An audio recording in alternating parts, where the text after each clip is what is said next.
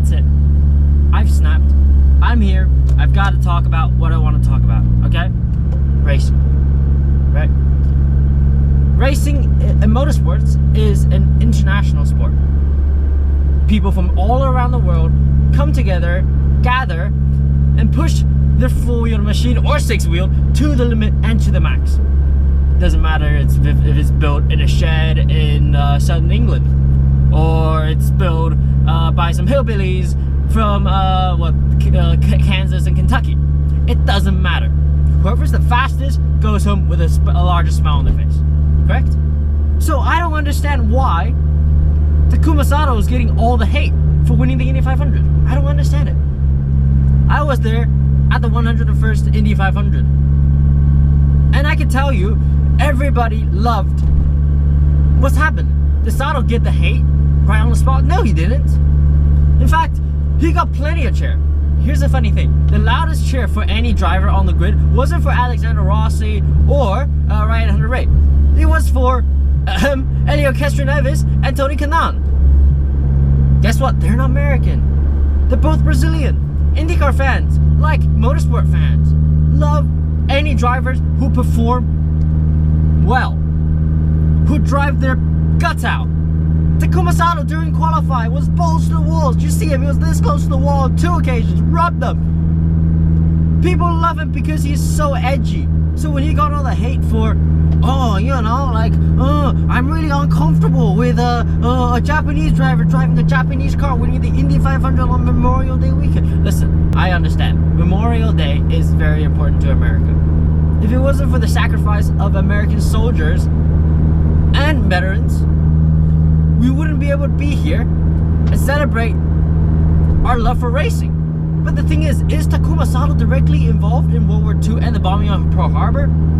Was he even born then? He had no input on what the country did and his ancestors did. He could only control what he did, which is winning the Indy 500. Here's the thing. I'm not saying it's IndyCar fans' fault. It's not. IndyCar fans has nothing to do with this whole argument. Or indeed, any motorsport fan has nothing to do with this argument.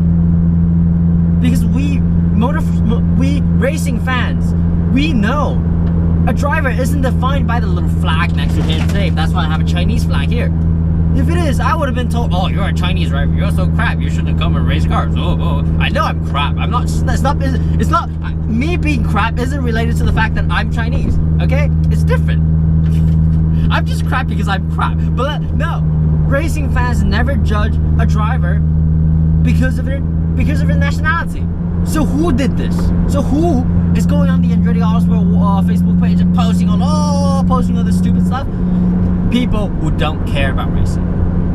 People who just want to stir things up and stir emotions, and bam, there you go. Ha! And here's my response to them, okay? Keep your racism outside of racing. I don't care. This sports deserve better than your stupid opinion. This is a sport where people from all around the world come together and celebrate our love for speed, our love for pushing the limits, for hitting apexes, for mashing our right foot to the floor and not lifting until we get the checker flag. That's what racing is about.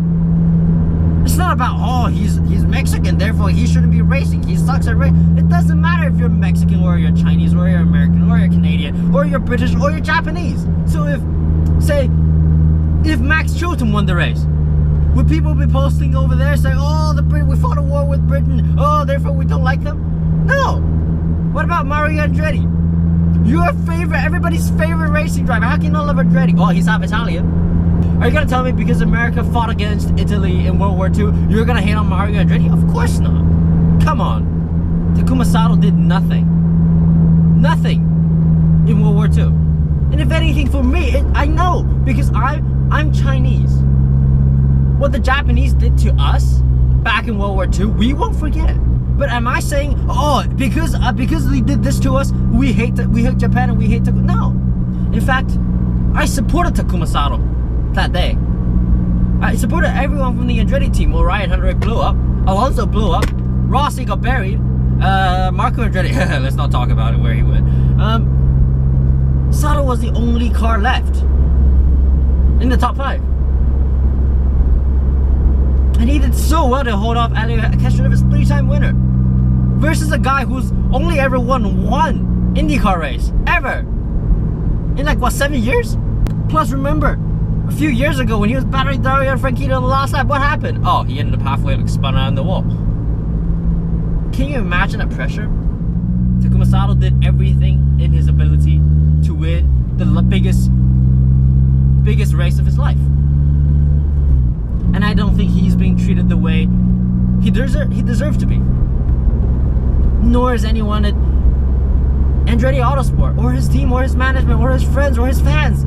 Nobody deserves this. We the racing fan know this.